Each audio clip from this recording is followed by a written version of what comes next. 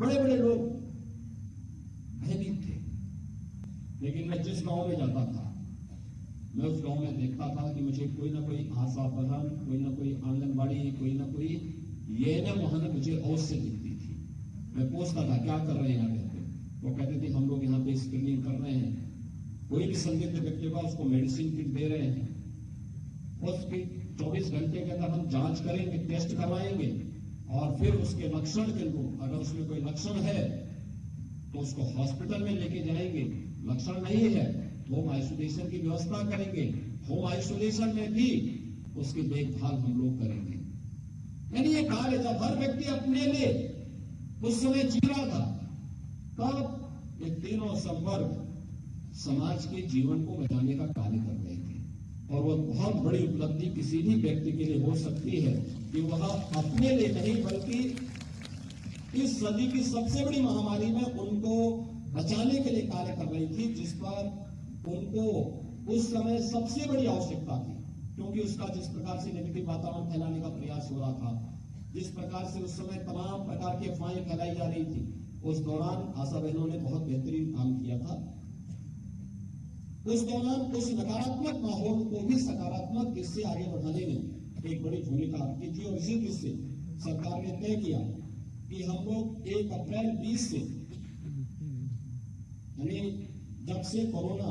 प्रारंभ हुआ था उस समय से लेकर के 31 मार्च 22 तक कोविड की रोकथाम का अच्छा कार्य करने वाले जितने भी 24 महीने के इस दौरान, जो 24 महीने का कालखंड होगा, इस दौरान अतिरिक्त मानदेय के रूप में आशा और आशा सैनिक को हम लोग 500 रुपए प्रति माह उनको अतिरिक्त उपलब्ध करा रहे हैं। इसके लिए मैं आप सबको हृदय से बधाई देता हूं, अपनी शुभकामनाएं। इसके साथ ही आपको आशा और आशा सैनिकों जो राज्य सरकार से हम लोगों ने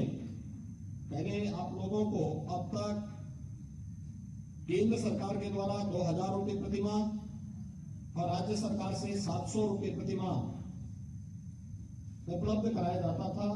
इसके अलावा जो विभिन्न प्रकार के कार्यक्रम है प्रोत्साहन राशि के रूप में जो आपको प्राप्त होता था, जैसे संस्थागत प्रसव के लिए, टीकाकरण के लिए, बच्चों की देखभाल के लिए, ये राशि पूरी आपको जो उपलब्ध होती थी तब 5300 रुपए मानदेय आपको उपलब्ध हो पाता था। आज राज्य सरकार आपके कार्यों को देखते हुए राज्य सरकार ने तय किया है कि इस राशि को हम लोग 750 से बढ़ा करके 1500 रुपए करने जा रहे हैं, जिससे आप लोगों को स्मार्टफोन मिलने, कम से कम 6000 रुपए एक फिक्स मानदेय तक आप लोग पहुंच सकेंगे और इससे आपको काफी हद तक कार्य करने में आगे मदद मिलेगी। और स्मार्टफोन की कार्रवाई के साथ साथ अन्य प्रकार की शासन की विभिन्न योजनाओं का लाभ आप ले पाएंगे। इसके अलावा 60 करोड़ यानी प्रदेश के अंदर 20 करोड़ कोविड डोज वैक्सीन की डोज उपलब्ध कराने की कार्रवाई को, यानी 60 दिवस से अधिक दिनों में टीकाकरण करने वाली जो संविदा पर कार्यरत एएनएम है, उन्हें हम एक मुश्त 10,000 रुपए का मानदेय उन्हें हम यहाँ पर उपलब्ध कराएंगे। इन पर जो संविदा में कार्यरत एएनएम है, इन लोगों को इस राशि को हम उपलब्ध करवाने की कार्रवाई करेंगे, क्योंकि उत्तर प्रदेश का जो ये प्रबंधन है, खासतौर पर टीकाकरण की जो कार्रवाई है, उसको सबसे अच्छी गति से उत्तर प्रदेश ने आगे बढ़ाने का कार्य किया है और उस कार्रवाई का प्रभाव पूरे देश के अंदर पड़ा है। हर व्यक्ति इस बात को मानता है कि उत्तर प्रदेश का जो कोविड प्रबंधन का परिणाम है, सबसे अधिक टेस्ट, सबसे अधिक टेस्ट के साथ साथ वैक्सीनेशन की कार्रवाई को उत्तर प्रदेश ने आगे बढ़ाया है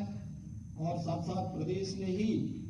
अन्य तमाम प्रकार के कार्यक्रमों को भी आगे बढ़ा करके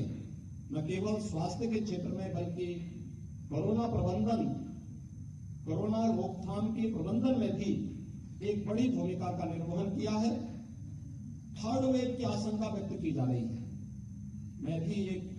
बड़े संस्थान का निरीक्षण करके भी आया हूं और मैंने देखा यद्यपि सेकेंड वेव की तर्ज पर वो यह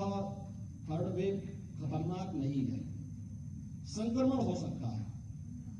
क्योंकि सेकेंड वेव में हम देखते थे कि 12 से 15 दिन और कुछ लोगों को ज्यादा दिन भी लगता था रिकवर होने में, नेगेटिव रिपोर्ट आने में। लेकिन इसमें अब तक हम लोगों ने देखा है कि 90% से ज्यादा लोग तो केवल सामान्य, उनको फीवर है, कोई सामान्य, बहुत सामान्य लक्षण भी नहीं उनके हैं, घर में ही ठीक हो जा रहे हैं, घर में रह रहे हैं, होम आइसोलेशन में ही उसमें ज्यादातर लोग हैं। लेकिन फिर भी सतर्कता और सावधानी की दृष्टि से हमें अपने आप को इसके साथ जोड़ना पड़ेगा, और खासतौर पर जागरूकता का कार्यक्रम जितना अधिक हम चला पाएंगे। प्रदेश सरकार आज के दिन पर न केवल ऑक्सीजन, हर जनपद में हमारे पास पर्याप्त मात्रा में ऑक्सीजन उपलब्ध है, बल्कि पर्याप्त मात्रा में ऑक्सीजन भी है, हमारे पास कोविड बेड्स भी मौजूद हैं। हमने 551 ऑक्सीजन प्लांट नए लगाए हैं, उनकी ट्रेनिंग की कार्रवाई हमारी संपन्न हो गई है। 1,80,000 से अधिक हमारे पास बेड्स मौजूद हैं, जहां पर कोविड के किसी भी पॉजिटिव केस का हम लोग उपचार कर सकते हैं। प्रदेश के अंदर टीकाकरण की गति जिस तेजी के साथ बढ़ी है, इसको हम और तेजी के साथ कैसे आगे बढ़ा सकते हैं, क्योंकि इस समय हम लगभग 15 लाख वैक्सीन प्रतिदिन दे रहे हैं, इसको हम 20 से 25 लाख तक करने, और मुझे लगता है कि कोविड प्रबंधन में जो भी लोग लगेंगे, कोरोना वॉरियर्स के रूप में जो लोग कार्य करेंगे, इनको एक बूस्टर डोज इसकी अलग से मिलनी है। वे लोग भी इसको लेने की कार्रवाई को अगर आगे बढ़ा देते हैं तो काफी हद तक हमें इसको सफलता मिलेगी। लेकिन लोगों को जागरूक करने की आवश्यकता है, बताने की आवश्यकता है, खासतौर पर